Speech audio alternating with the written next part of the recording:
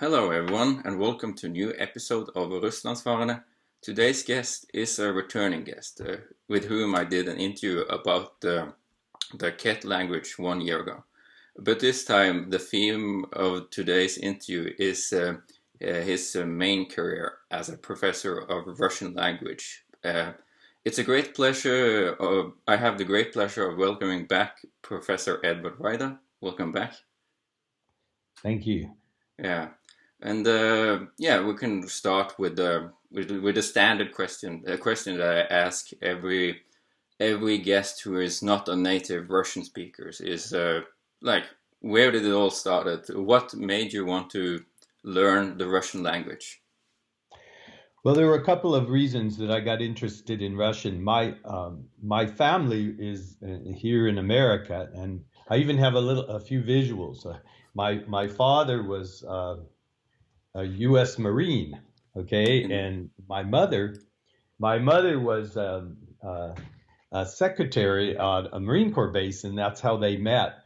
Her family was from the Austro-Hungarian Empire, emigrated to Pennsylvania to work in the coal mines at the beginning of the 20th century, and they were a Slavic-speaking group, which is not Russian. It's called Rusyn.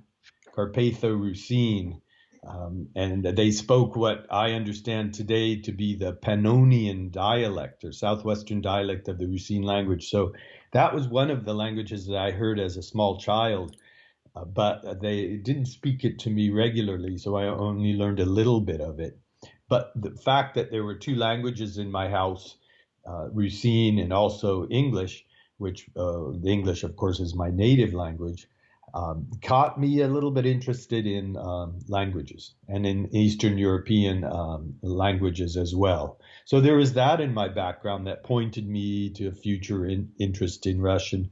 And then when I was a kid, I also collected stamps.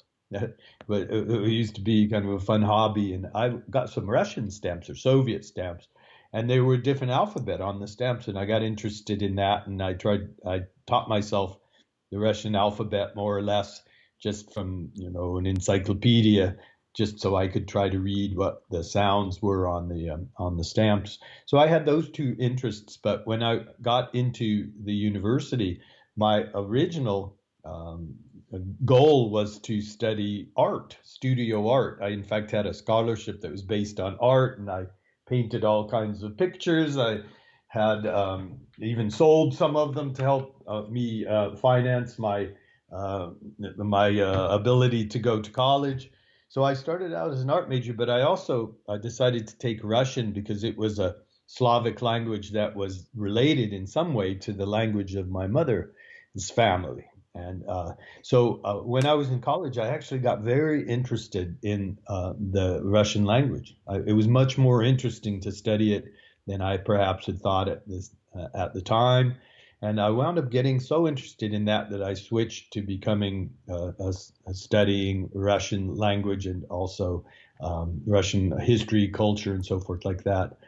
I had originally been a student at the University of Tennessee in Knoxville. That's where I was studying art. But when I decided to become more involved with Russian, I transferred to Indiana University, which had one of the best Russian language programs in the country. That was back in the 1970s. So I learned Russian really well. I worked very hard at it. And in 1980, I went with a group of American students to Leningrad. That's what St. Petersburg was called at the time. And I spent the entire winter there from, I think, late January or early February all the way until June of 1980. And I only spoke Russian when I was there, not a single word of English. And so I learned it super well, almost that people sometimes thought I might be a Russian person. So I fell in love with the culture and the richness of the literature, the richness of the history, and the Russian people are so warm and they're very inviting, even if there's political differences. And I think that I had some of the same feelings that you probably have had as a traveler to various parts of the former Soviet Union, the current Russian Federation, where it's a really amazing, interesting place that most Westerners, especially most Americans, in the 1970s and 80s didn't really know very much about. And so when I got my degrees, I decided that it would be really good to try to get Americans to become more aware of Russia, more interested in Russia, beyond just the politics, beyond just the Cold War, which, as it turned out, was pretty superficial. The Cold War ended, the Soviet Union collapsed, and yet there's still this amazing, enormous country filled with interesting things to learn about and things that Westerners could profit from, whether it is understanding Russian literature, music, art, Russian art. As an artist, I can tell you that Russian art is also something that's pretty amazing in the 19th century, or even going all the way back to the icons. So I think that when I study Russian and when I teach Russian to Americans, it's partly because I find the language fascinating and beautiful in its own right, but it's also because I'd like to acquaint them, introduce them to Russia on a more broad scale, so that they could feel some of the enjoyment that I have felt and get beyond politics, which I think is I really think politics is kind of superficial, and yet that's what everyone is aware of when we talk about Americans and Russians, and maybe that's the same way it is in Europe as well, but in America that certainly has been the case. Yeah. So I guess in a nutshell, that's my background and the reason why I became interested in Russian. There's a few reasons there. Maybe overall, I really do have a knack for learning languages, and I enjoy doing that. Of course, I went from the Russian to going into places like Siberia, that the Russian is used as a means to get at the other language. So Russian has served me very well, having learned it, definitely.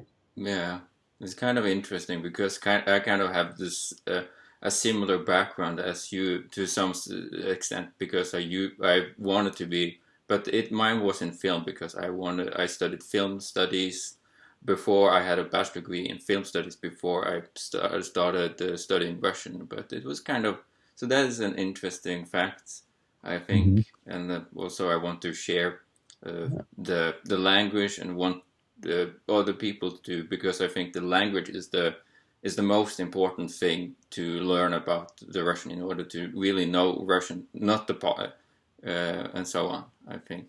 So. Yeah, I think if a person is interested in Russia, whether it is film or art or history or literature or politics, and you don't really know Russian, you're not fluent in Russian, then you have to depend on other people's opinions. You have to depend on seeing Russia and Russians through other people's eyes. And that's always dangerous because you won't be able to develop your own natural opinion of things unless you become directly connected with it. And so historians who have never learned Russian, who've never actually been able to speak it and interact with Russians in the Russian language, I don't think that their work is as penetrating as historians who have gone the extra mile and not only have learned how to maybe read Russian, but also how to actually interact and speak with Russians. Because when you are in a conversation with Russians, the language is so rich, the culture is so rich. Russians are very well educated people in terms of their awareness of their own country and their own culture. And a lot of that doesn't come through if you just try to understand Russia through, say, English or through another Western language. So I'm a big propagandist of people studying Russian language.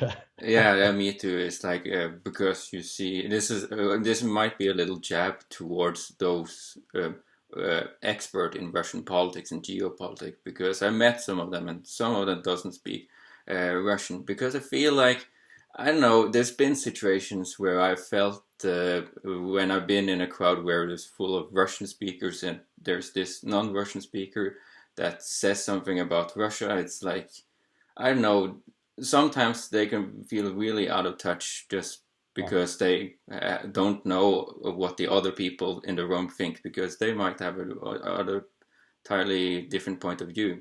but of course I know that because I talk to those people. So. Yeah, well, in the United States, it's exactly the same way, maybe even more so because Americans are farther removed. And so an American who has not ever had any contact directly with Russians or interacted in Russian with Russians, they don't really understand. They think they do, and this pertains to American politicians as well. Whenever I turn on the news and I'm listening to some American politician talking about Russia, it seems like they're talking about a country that maybe existed 40 years ago, 50 years ago, but they're so out of touch with Russia, or maybe they never were in touch with Russia, and so they're going on automatic pilot from the past. And these are the people that are making policies, that are making how America interacts with the world. And I don't think that's best that could be. I think that when Americans and Russians, or maybe Norwegians and Russians, get together on a personal level without the politics, and you have a mutual language, either the Russians know your language very well, or maybe both would be ideal. There's a lot better understanding than you might think would be possible if you just look at the news, or you looked at politicians and so forth like that. Yeah.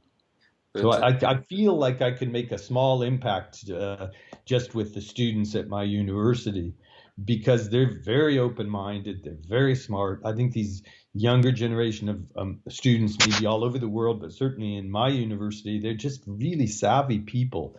And if you expose them to a lot of information and let them make their own decisions about things, they'll get a really good education that way. And so I have a lot of good students who've learned Russian, and some of them go over to Russian.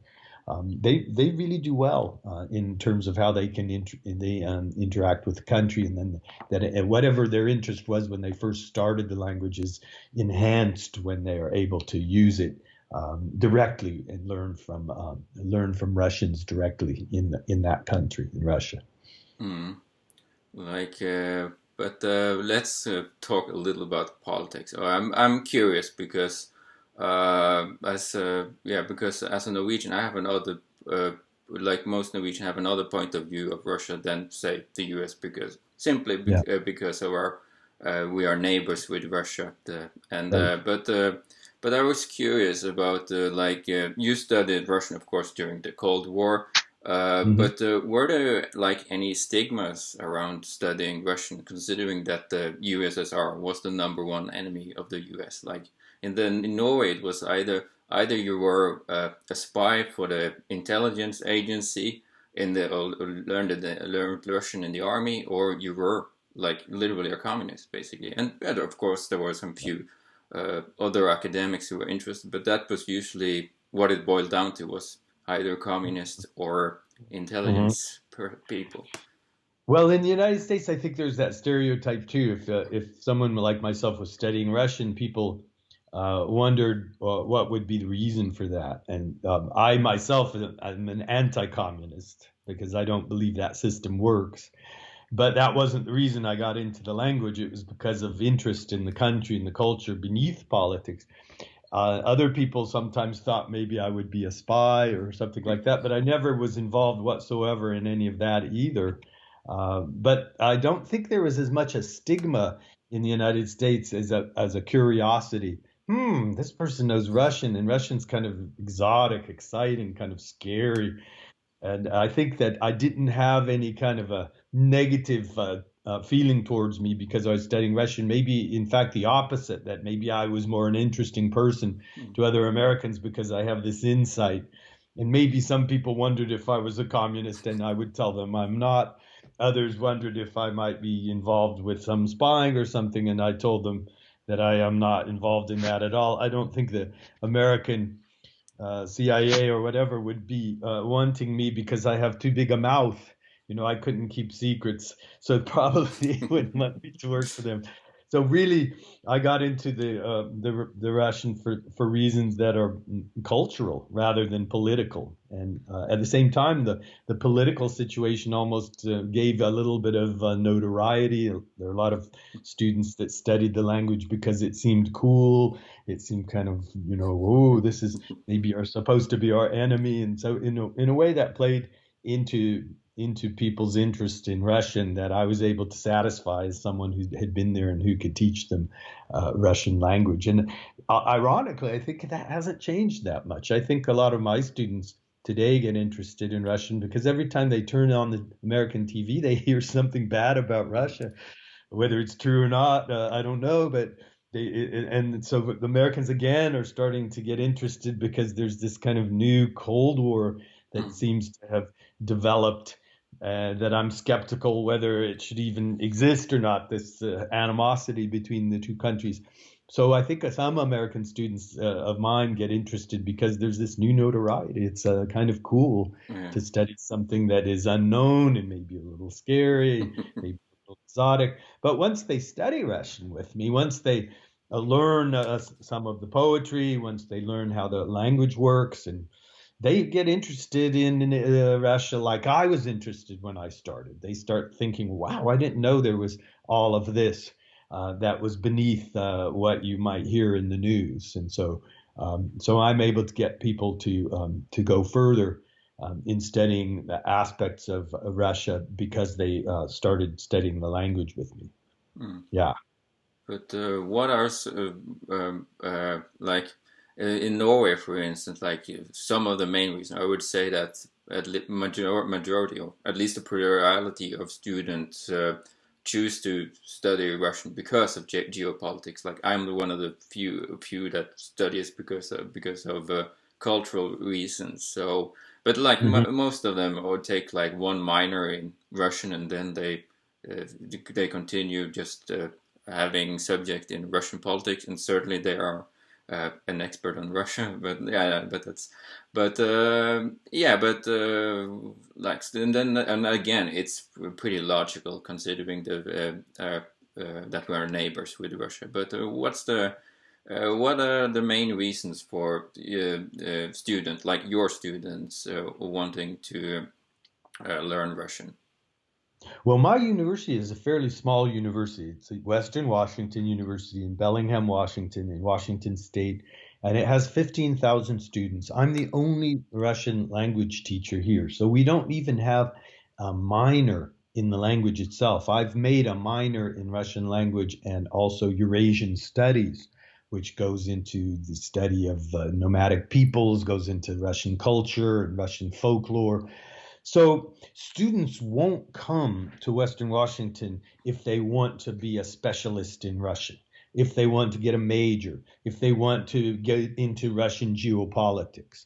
And so for that reason alone, a majority of the students who study with me are studying it just as a minor interest and studying it to enhance some other things that really are going to be their major interest, whether it be literature or whatever. And that means that I get more students who are more like I am, who are more interested in the country and the culture, and they want to learn about it to enhance whatever else they plan to do in their life.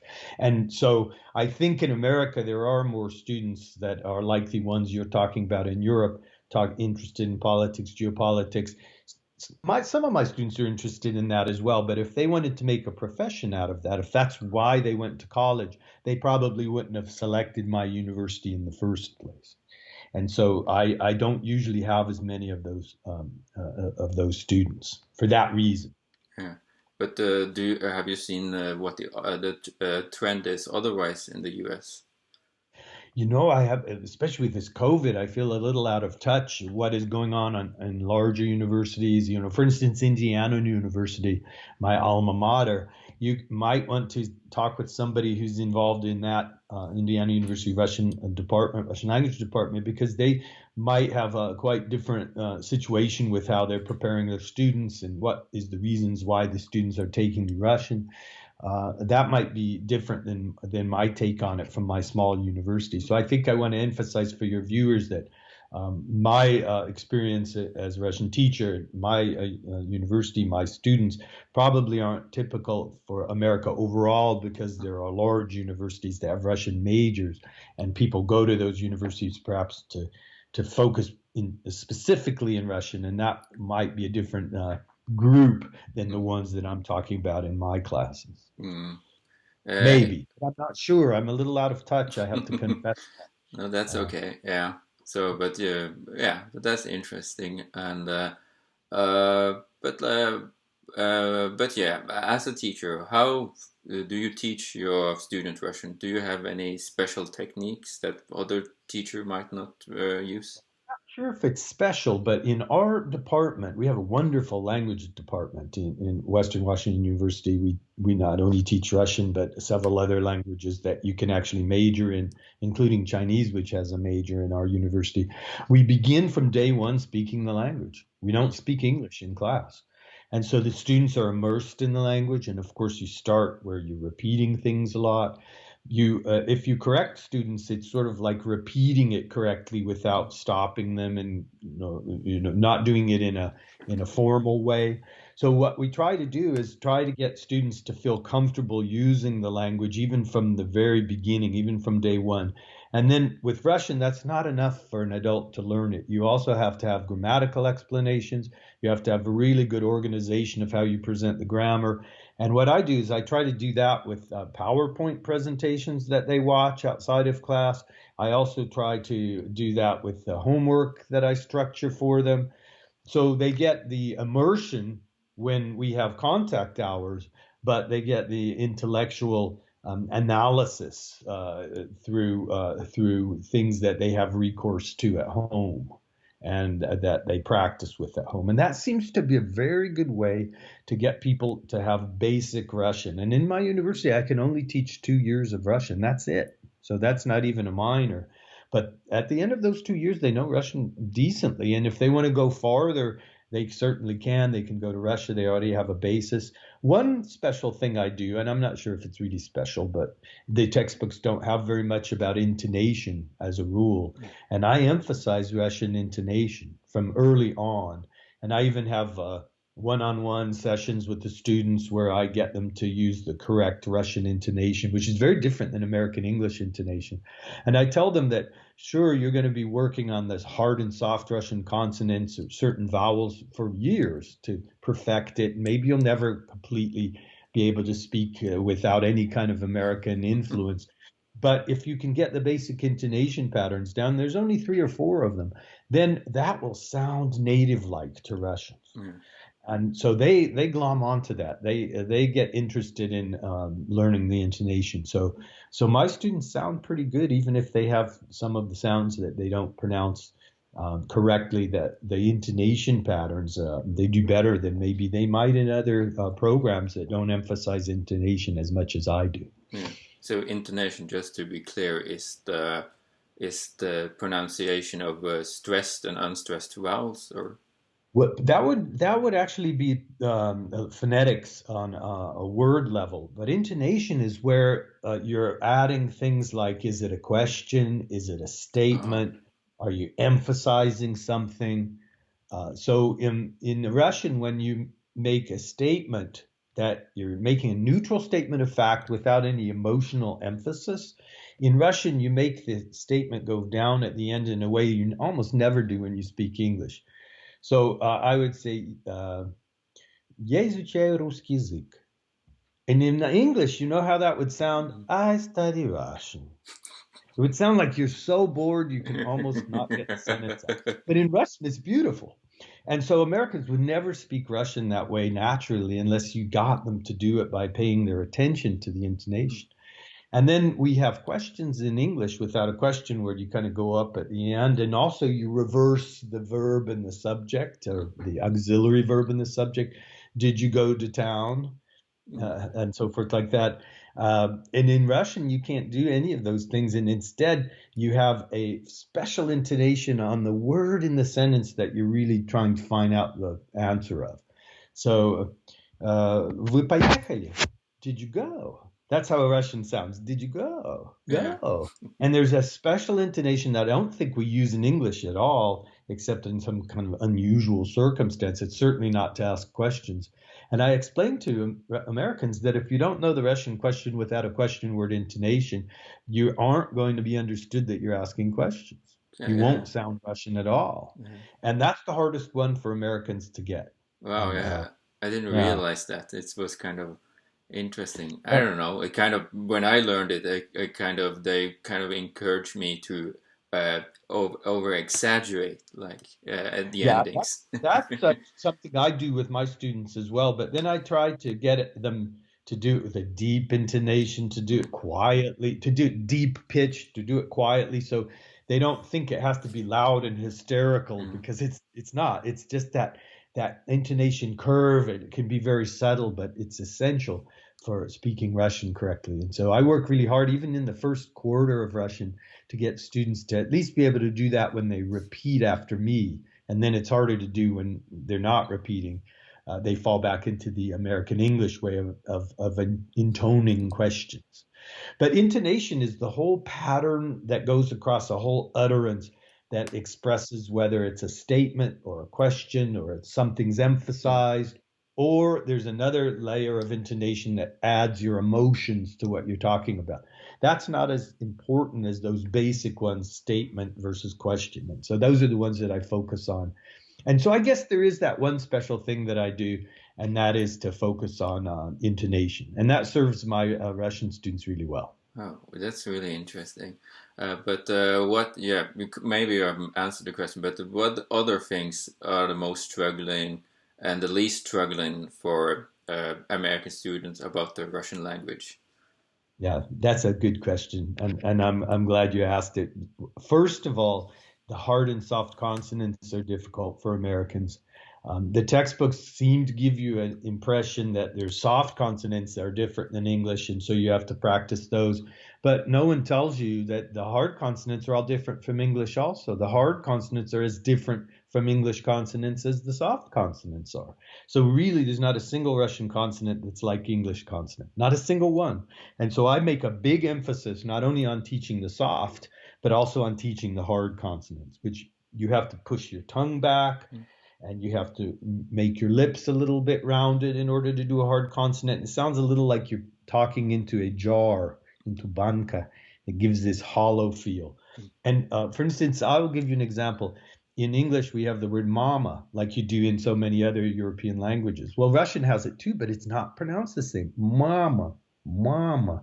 And so mama, mama. What is different? It's the hard consonants. And so I get English speakers to start doing the hard consonants correctly as well as the soft consonants.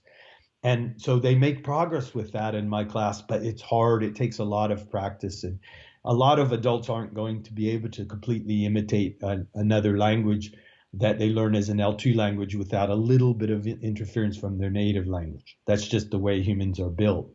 But I get them so that they're understandable, that when they speak a Russian, we'll be able to understand, that's a hard consonant. That's a soft consonant. Even if the Russian doesn't know what that is either, they'll at least be able to understand what the American, my student, is trying to say. Mm. So that's the first difficulty that Americans run into.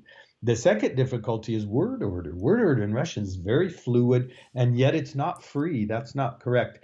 It emphasizes what is new versus old information for the listener. And there's a whole set of rules, very interesting rules. Whether you say автобус приехал или приехал автобус, the bus came or a bus came, the bus came. There's all sorts of different reasons why you'd switch the word order, and they're very specific. And so I start teaching that, but that takes a long time to learn. And if the Americans go a little farther with the Russian language, they start understanding another thing that's very difficult for foreigners. I think not just Americans, and that is Russian verb aspect. Вид глагола в русском языке. That is very complicated for other people to learn that is outside of Slavic languages, because you have to get this sense of when to use the perfective and when to use the imperfective. And it's not just a rule that you can learn. It's really almost an art form. And then not only is all those things, you have to learn all these different reasons. When do you say читал, when read, and when do you say прочитал, read, but perfective. You also have to learn that for every action, there are two forms you're going to have to learn. So it kind of doubles up the amount of work you have to do with vocabulary. I think overall, that's the most complicated thing that foreigners have to deal with in Russian is the verb aspect, because it involves the morphology, the basic learning. And it also involves just almost every time you open your mouth, you have to make some kind of a choice. And the choice isn't one rule, it's a whole bunch of different things that come into play depending on the grammatical form. And in fact, I did my dissertation, my PhD dissertation on a Russian aspect. So that is one of the things I got really fascinated with. But that gets to be really a difficult thing once you get into the second and the third year. And I imagine you, as a speaker of Russian, would agree with me on that. Yeah, it's very difficult, but then again, it makes sense sooner or later. But sometimes, yeah, it still makes perfect, imperfective and perfective aspects sometimes. But that could happen the best. But yeah, it's like yeah, there's. I know that my professor, for instance, is a so-called aspectologist. Aspect Aspectologist. as Yes. expectologist. Yes. So What is yeah, your name? he's What is your professor name? Atle Grønn. Oh, okay. Yeah, that is really hard, and it's great to have a teacher who's a specialist in that because you really have to study it to answer questions about it. You know, even Russians will be able to tell you, no, that doesn't sound right, or no, I would say it this way. But unless they're a specialist, they probably wouldn't be able to tell you why. Why is the imperfective sound weird here? Why does the perfective sound weird here? So I think you're blessed to have such a good teacher that is specialist in aspect. Yeah, it's like a philosophical discipline. Like, why is it perfective? Why is it imperfective? And can Yeah. you build upon the verbs even more, and so on? And it's a really, it's a Yeah. really fascinating and really difficult Yeah. subject. And yes, It is. I think that's probably the hardest thing about Russian. And then that ties into one other thing that I can add, and that is that the prefixes on verbs are pretty complicated, and some of them is because of aspect. Sometimes the prefix just tells you it's completed action, but in other times the prefix adds all kinds of other nuances, like you have in Russian, prasits to ask, and then poprasit to make a request, sprosit to inquire about information. And then you have things like vyprashivать to really be on someone's case to get an answer for something. And I could go on and on and yeah, on and yeah, on. Put about 15 of those prefixes on, and each of them has a special nuance. And sometimes sometimes they're synonymous, and sometimes one prefix has two or three or four meanings on a given verb. And sometimes it's sort of slangy and not official. And all of that you have to learn. And I guess in English we have verbal particles like screw up, screw over, screw in a light bulb, and just what particle we change completely changes the meaning of the main verb. Russian does that with prefixes, and I think that's a pretty challenging thing. Vocabulary, I suppose, when you get down to it, is the hardest thing about any language if you want to know it all, because there's so many thousands of words. But prefixes are a subtle part of Russian complex vocabulary, and also that ties in with the verb aspect. yeah. That's really difficult. But if we look at the opposite side, what is the easiest for American students about the Russian language? Well, one thing I think American students are really almost rejoice when they find out there's only a future tense, present tense, and a past tense. That's before they know about aspect. And they find out that in American English, we've got 20 some tenses, if you want to get honest about it. It's 20 some tense aspect forms.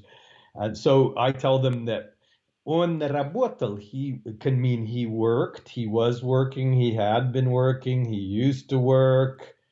It can mean all of those things, and you don't have to learn all those special forms. Of course, then later you have to learn that there's a perfective, and that complicates things. But still, English is much harder than Russian with all of those verb forms we have. Many of them are two-word forms, not single-word forms. That's called periphrastic forms. But foreigners who learn English, or L2 speakers who learn English, that is really difficult. When do you say I worked versus I was working versus I have been working, I had worked, I used to work, I kept working? Those are all really different grammatical forms. And so in Russian, you really only have that one form, работал, for that. Okay. And then there's the context or few adverbs you put to specify those other meanings. But English is a lot harder than Russian in that respect. And so Americans are very happy there's only three tenses in Russian. Yeah, yeah, That's easy. Yeah, that I would agree with that because as Norwegian, as of course a relative of English, we also have that kind of Yeah. not as complicated as English actually, but we still kind of relief when we find out that the past tense system is quite easy, or like you don't have to Yes. complicate it with an extra verb and so on. So yeah, I would totally agree on that in So regards from a Norwegian point of view. one more thing that's difficult about Russian for Americans, very difficult. I can't believe I didn't remember this earlier. And that is that Americans find out that you not only have to learn a singular and a plural form of each noun, which you have to do in English, but you also have to learn how to say of that noun, to that noun, on that noun, with that noun. And so there's like 12 forms you have to learn for each noun, the case forms, and they're not regular like you might have in a language like Hungarian, where you just have one ending that means with that you pronounce differently because of vowel harmony. That's a rule that you can learn. But in Russian, we have the three declensions, we have three genders, and it's really complicated how all that fits together. And there's also all sorts of exceptions to the rules. The plurals have a lot of exceptions, many more exceptions than we have in English. And that's really difficult also. So I would say in general, Russian is a very difficult language for some American people to learn as an L2 language. But it's beautiful and it's a rewarding challenge if people get interested in it. Yeah. It's like yeah, I would have loved to talk more about your adventure in Russia, but I think like time is running a little out. Like it, Yeah, right. but like yeah, of course, as you have of course been to many places in North. But if there's one single story you would like to share with us, something out of the ordinary, the last 2 minutes. Well, let me see. Um, I love Russian proverbs. I just really like them, and I like the fact that Russians use proverbs when they're in everyday life, and young Americans almost don't use proverbs at all. Older folks like me do, and I just really love to remember instances when Russians will use a proverb just perfectly for the situation. I don't know if I can, off the top of my head, think of a really good situation that I wouldn't have to explain in detail. But I just remember appreciating how rich the everyday Russian person's speech and vocabulary is, and how that makes interaction so in some ways so much more rewarding than you might have if you're just interacting in English in the United States, where you don't have that cultural richness that's deployed as much in just an everyday ordinary conversation as I found that is done in Russia. So maybe that would be my story, sort of a generalization. I'd have to think of something maybe interesting. Maybe if you want to interview me again about my travels in Russia or something like that, which I think pale in comparison to yours, except for my Siberia is interesting. I'd be happy to come back in another time and maybe I think of something in advance Yeah. that would be worthy of your listeners.